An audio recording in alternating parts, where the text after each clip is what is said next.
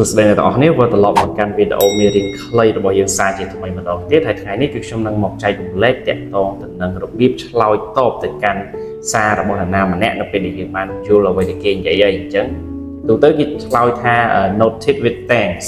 អញ្ចឹងថ្ងៃនេះគឺខ្ញុំមានរបៀបផ្សេងគ្នានៅក្នុងការឆ្លើយបែបនេះហើយអត្ថន័យវាស្មើដូចតែគ្នាទេអញ្ចឹងទី1គឺយើងអាចឆ្លើយថា Julie noted thank you យើងអាចឆ្លើយបែបហ្នឹងបាន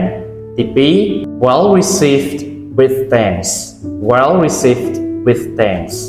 ឬក៏ទី3យើងអាចឆ្លើយថា acknowledged with thanks acknowledged with thanks ក៏យើងចង់ឆ្លើយខ្លីថា understood thank you understood thank you និងវិធីផ្សេងមួយទៀតគឺយើងអាចឆ្លើយថា well noted thank you និង clear ចុងក្រោយគឺយើងអាចឆ្លើយថា got it thanks got it thanks អញ្ចឹងនេះគឺជា clear ទាំង6ដែលយើងអាចប្រើប្រាស់